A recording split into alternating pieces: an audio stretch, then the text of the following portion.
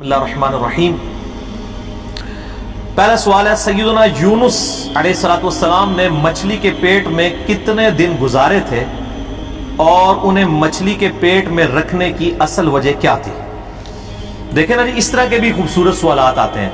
हर time इख्तलाफी सवाल, वैसे ये भी इख्तलाफ है, इख्तलाफ के बगैर तो कोई चीज भी नहीं है। बहरहाल मेरे भाइयों, सैयदना यूनुस अला नबीना व अलैहिस्सलातु वस्सलाम की शख्सियत बड़ी गैर मामूली शख्सियत है, इस हवाले से कि ये पैगंबरों में वाहिद पैगंबर हैं जिन पर अल्लाह ताला ने उनकी लग़ज़िश की सबब अताब फरमाया। हत्ता के सूरतुस साफ़ात में आया कि अगर यूनुस अलैहिस्सलाम मछली के पेट में हमसे दुआ ना करते, और वो दुआ आई सूरतुल अंबिया में, ला इलाहा इल्ला अंता सुब्हानका इन्नी कुन्तु मिनज़ ज़ालिमीन।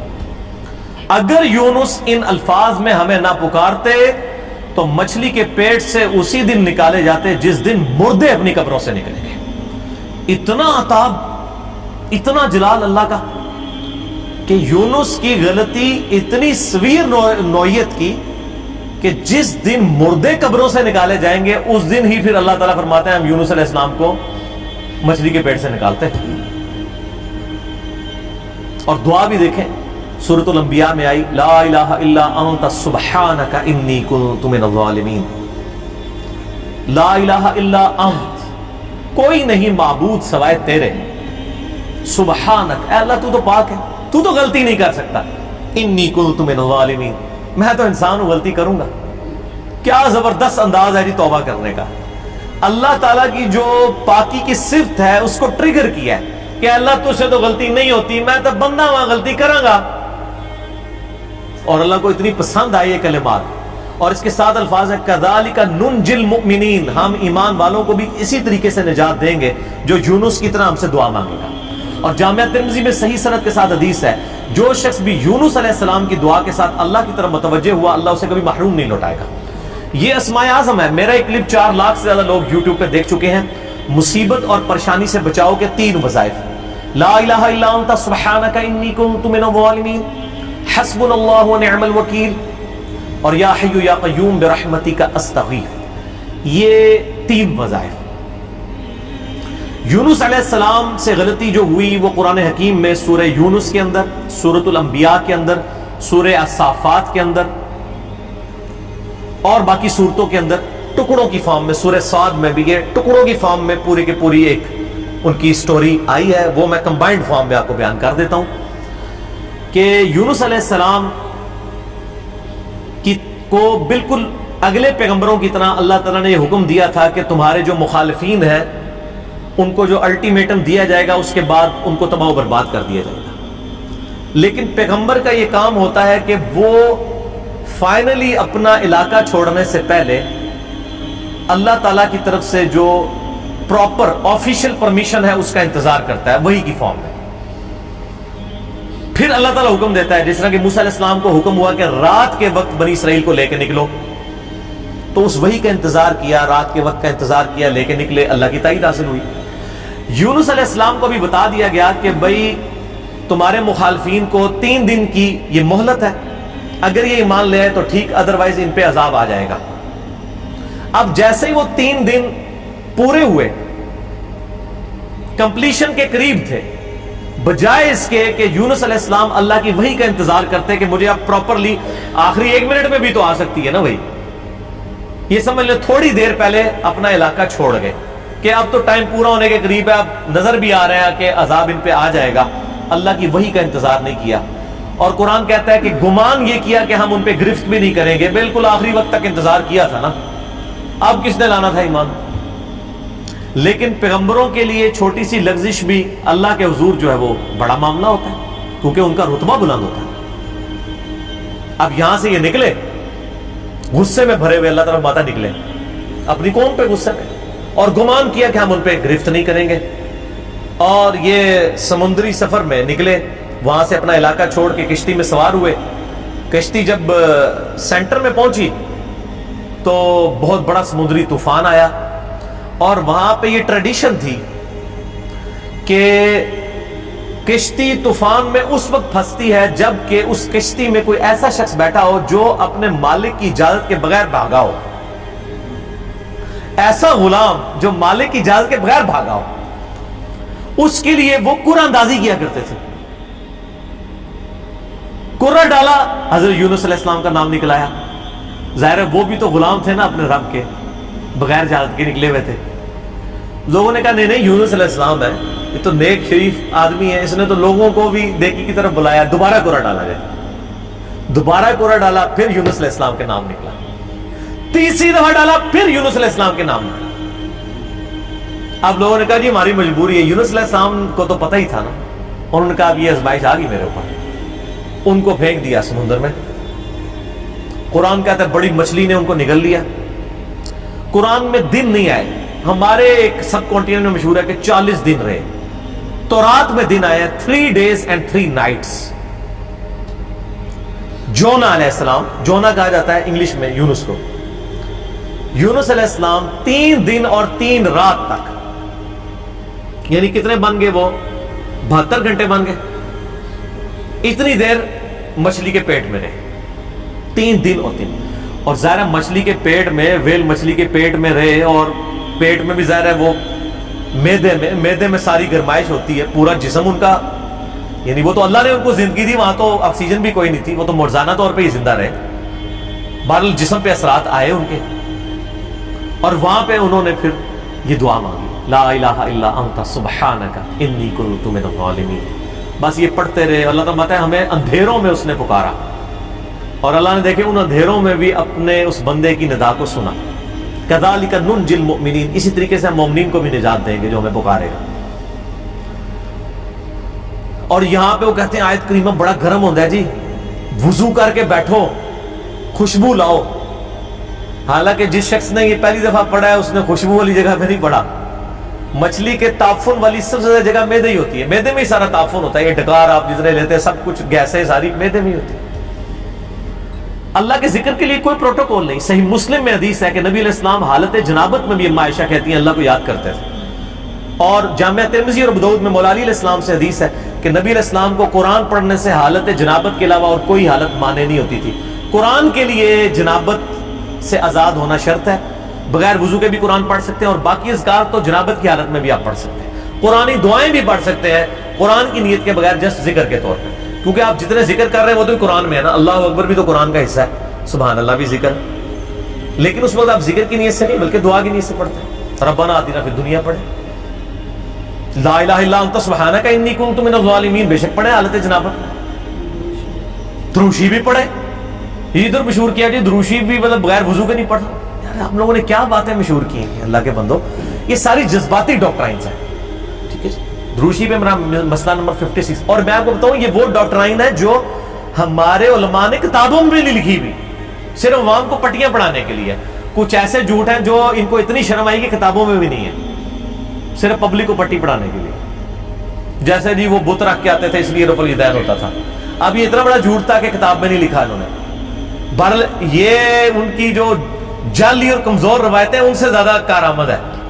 عام آدمی کو یہی پتا ہے کہ جی وہ جی بت رکھ کے آتے سے چل گیا، شڑول چھوڑی ہے، شڑول چل گئی ہے، دوسری چیز نہیں چلی. اور پھر عام بھی پھر اس کا جواب پھر شڑول سے ہی دیتے ہیں، اینٹی وینم پھکی الزامی جواب. اچھا ہم کہتے ہیں اچھا یار یہ منع ہو گیا تھے عید دی نماز پڑھی جائے کدے، کہتے ہیں ہاں تو عید ہی سے بار بار کر دو. آہو جی اسی تے سوچے ہی نہیں کدے. تو تہاڈی مولوی نے مت ماری ہے نا کہ اس دن جڑا بت رکھ کے آندے ہو تسی، عید والے دن بھی تو آپ کرتے ہیں، پھر وطر کا بھی کرتے ہیں. بل میں ضمن بات ذہن میں آ گئی کیونکہ مجلس میں پھر اسی طرح گفتگو ہوتی ہے. اچھا تو یونس علیہ السلام کو اللہ تعالیٰ نے پھر نجات دی. پھر قرآن حکیم میں آتا ہے کہ مچھلی نے ان کو اگل دیا کنارے پہ. وہاں اللہ نے قرآن حکیم میں آتا ہے ان کے لیے کدو کی بیل اگا دی. ظاہر ہے کہ جسم پورا ایک وہ اثرات کی وجہ سے جسم کے اوپر نئی ایک کھال ان کی اگی. دوبارہ سے ان کے سارے معاملات ہوئے اور اللہ تعالیٰ نے ان کو ایک نئی زندگی دی اور ان پہ عطا فرمایا. اس کے بعد معاف کر دیا. لیکن آپ دیکھیں کہ اس غلطی کا ایک تو عطاب یونس علیہ السلام پہ آیا اور دوسرا اس کا کریڈٹ ان کی امت کو مل گیا. امت کو کریڈٹ مل گیا اس ڈیبٹ کا. اور سورہ یونس جس کا نام ہی سورہ یونس ہے, اس میں حضرت یونس علیہ السلام کا نام آیا ہے. اللہ طرف آتا ہے کبھی ایسا نہیں ہوا کہ کسی قوم پہ عذاب آ کا فیصلہ ہو جائے اور وہ عذاب ان سے ٹل جائے, الا قوم یونس, سوائے قوم یونس, کہ یونس علیہ السلام کی قوم سے یہ عذاب ٹل گیا. کیوں؟ جب یونس علیہ السلام وہاں سے نکلے اور عذاب کے اثار نمایاں ہوئے, عذاب ٹلنا کوئی نہیں تھا. عذاب تو فرعون پہ بھی آیا, اس نے بھی تو کہا تھا نا میں ایمان لایا موسیٰ اور ہارون کے رب پہ. اللہ نے کیا فرمایا قرآن میں, الآن, اب لایا, کوئی فائدہ نہیں, ڈبو دیا. یہاں پہ بھی جب عذاب سامنے آیا نا, پوری قوم یونس تقریباً 1,00,000 اور اس سے چند زائد لوگ تھے, سارے کے سارے سجدے میں گر پڑے. انہوں نے کہا یا اللہ معاف کر دے, معاف کر دے, معاف. یونس علیہ السلام واپس قوم میں, قوم زندہ کی زندہ. اب یونس علیہ السلام کے لیے بھی ایک حیرانگی تھی, ایک پاسے میں بھی عذاب کٹے ہیں, دوسرے پاسے قوم بھی بچ گئی ہے, تو میں اب ان کو کیا منہ دکھاؤں گا جا کے کہ میں ان کو تو الٹیمیٹم دے کے گیا تھا, میں اپنی بھی لغزش کے اوپر عذاب بھگت آیا ہوں اور یہ بھی بچ گئے ہوئے ہیں. لیکن ان کو پتہ ہی نہیں تھا, قوم تو ایمان لا چکی تھی, تو انہوں نے آتے ہی آپ کے ہاتھ میں بیعت کر لی. اللہ تعالیٰ نے حضرت یونس علیہ السلام کی اس لغزش کو کریڈٹ بنا دیا ان کی امت کے لیے بھی. یونس علیہ السلام کو بھی ایک آزمائش سے گزارا. اب یہاں پہ بڑی امپورٹنٹ بات میں آپ کو کروں, خصوصاً ہم مسلمانوں کے لیے. بخاری اور مسلم دونوں میں حدیث موجود ہے, ایک یہودی اور ایک مسلمان کا جھگڑا ہوا. باقی روایتوں میں آتا ہے کہ وہ مسلمان سیدنا ابوبکر صدیق تھے رضی اللہ تعالیٰ. یہودی نے کہہ دیا کہ اللہ تعالیٰ نے موسیٰ علیہ السلام کو تمام جہان والوں پر فضیلت دی. یہ بخاری مسلم دونوں میں حدیث ہے. مسلمان نے کہا اللہ تعالیٰ نے ہمارے نبی علیہ السلام کو تمام جہان والوں پر فضیلت دی. جھگڑا ہوا, مسلمان کو غصہ آیا, اس نے اس یہودی کو تھپڑ مار دیا. وہ یہودی اپنا مقدمہ لے کر نبی علیہ السلام کے پاس آیا. آپ صلی اللہ علیہ وآلہ وسلم نے اپنے صحابی کو ڈانٹا اور فرمایا مجھے یونس پہ بھی مت فضیلت دینا. اب آپ کو اس جملے کا سمجھ آئی کہ یونس وہ واحد نبی ہیں جن پہ عطاب ہوا ہے, اور بہت بڑے لیول کا عطاب دنیاوی اعتبار سے دیکھا جائے. تو مجھے اس کے مقابلے پر بھی فضیلت مت دینا, ایسی فضیلت ہے جس میں کسی دوسرے کو نیچا دکھایا جائے. اللہ کی قسم, قیامت والے دن جب اللہ تعالیٰ مخلوقات کو دوبارہ زندہ کرے گا, میں دیکھوں گا کہ مجھے جب اٹھایا جائے گا, حضرت موسیٰ علیہ السلام مجھ سے پہلے ہی اللہ کے عرش کا پایا تھامے میں کھڑے ہوں. یہ حضرت موسیٰ کی ایک جزوی فضیلت ہمارے نبی علیہ السلام کے اوپر. نبی علیہ السلام فرماتے ہیں مجھے تو یہ نہیں پتا کہ ان پہ قیامت کی بے ہوشی طاری نہیں ہوئی, یا اللہ تعالیٰ نے انہیں مجھ سے پہلے زندہ کر لیا قیامت والے دن, یا اس بے ہوشی کے سبب جو دنیا میں اللہ کی تجلی کی وجہ سے بے ہوش ہوئے, اللہ تعالیٰ نے ان پہ قیامت کی بے ہوشی طاری نہیں کی ہے. جزوی فضیلت ہو سکتی. بخاری میں حدیث ہے کہ قیامت والے دن سب کو برہنہ اٹھایا جائے گا, سب سے پہلے حضرت ابراہیم علیہ السلام کو لباس پہنایا جائے گا. اب یہ ابراہیم علیہ السلام کی جزوی فضیلت ہے تمام پیغمبروں پہ.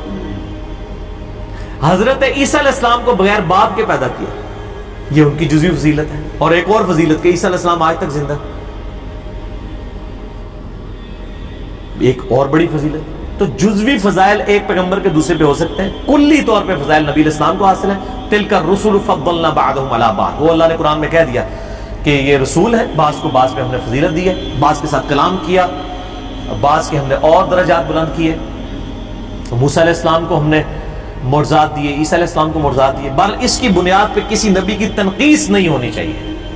ٹھیک ہے, تنقیص کا جب پہلو نکلے گا نا, کمپیریزن آپ شروع کر دیں گے, تو وہ پھر خطرناک معاملہ ہو جائے گا. اس معاملے میں آپ نے اوائڈ کرنا چاہیے. اس لیے میں بارہا کہتا ہوں, میں پرسنلی مجھے یہ سلام بڑا پسند ہے, مصطفیٰ جان رحمت پہ لاکھوں سلام, لیکن اس میں کچھ اشعار ایسے ہیں کہ جو ہمیں اس طرف شائبہ کروا دیتے ہیں کہ یہ گستاخانہ ہے. کس کو دیکھا یہ موسیٰ سے پوچھے کوئی, آنکھ والوں کی ہمت پہ لاکھوں سلام.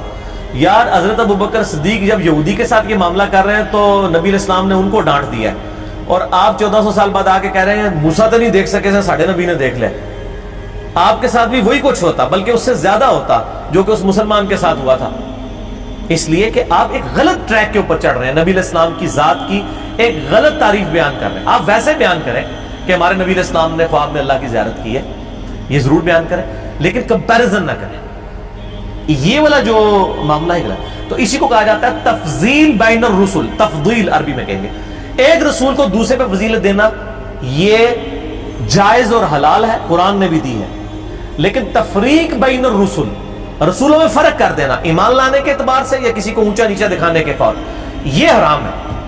تفضیل بین الرسل جائز ہے, تفریق بین الرسل حرام ہے. حضرت عیسیٰ علیہ السلام کا بھی گستاخ اتنا ہی بڑا گستاخ ہے جتنا ہمارے نبی علیہ السلام کا گستاخ ہے. ایک بندہ سارے پیغمبروں کو مانے, ہمارے نبی کو نہیں مانتا, وہ بھی کافر ہے. ایک بندہ ہمارے نبی کو مانتا ہے, سارے پیغمبروں کو مانتا ہے, حضرت موسیٰ علیہ السلام کو نہیں مانتا, وہ بھی کافر ہے. تو لا نفرق بین احد من رسلہ وقالوا سمعنا واطعنا غفرانک ربنا والیک المصیر. ٹھیک ہو گیا جی.